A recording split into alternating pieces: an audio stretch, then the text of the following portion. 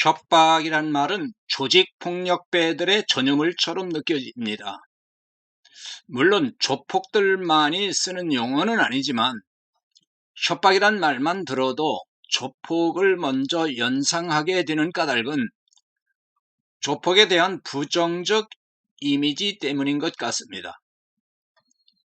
보통의 선량한 시민이라면 협박당하는 일은 혹 있어도 누군가를 협박하지는 않지요. 그러니 목회자가 신자를 협박한다는 것은 상상할 수 없는 일입니다. 목회자는 보통의 선량한 시민보다 그나마 도덕적으로 우월하다고 보기 때문이죠. 하지만 신자를 협박하는 목회자가 생각보다 많다는 사실입니다. 목회자가 신자를 협박하는 유형은 참 다양합니다. 가장 많은 형태가요, 헌금하도록 협박하는 것입니다. 특히 11조 헌금을 협박조로 가르칩니다. 신자가 물질의 복을 받지 못하는 것은 11조를 떼먹기 때문이라며 온전한 11조를 어떤 형편에서도 반드시 하라고 가르칩니다. 11조 하는 것은 하나님의 명령이라는 거죠. 심지어 11조를 온전하게 바치지 않으면 천국에 들어갈 수 없다고 가르치는 목회자들도 있어요. 이쯤 되면 조폭이 사용하는 협박을 능가합니다.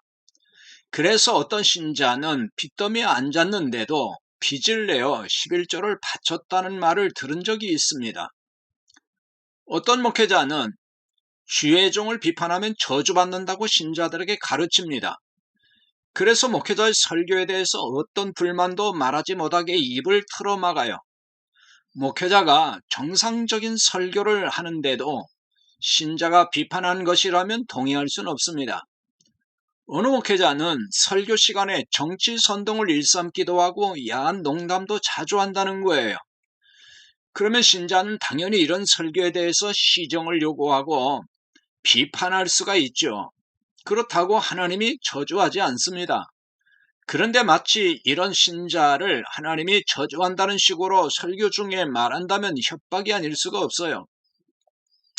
어떤 목회자는 헌금 횡령이나 또 여성도와 부적절한 관계가 탄로나서 교회가 술렁일 때가 있어요.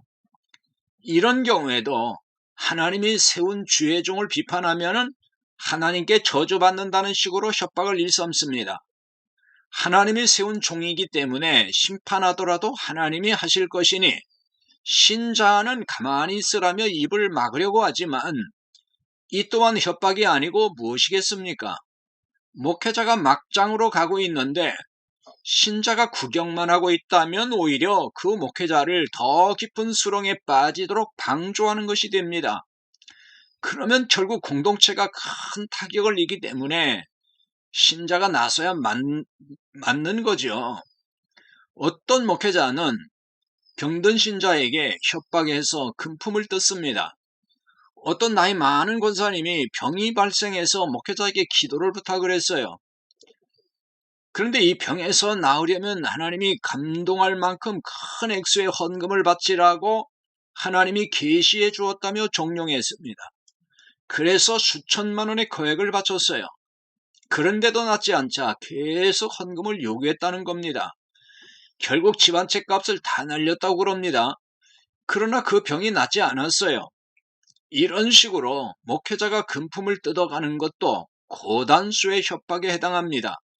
하나님은 돈을 받고 병을 고쳐주는 분이 결코 아닙니다.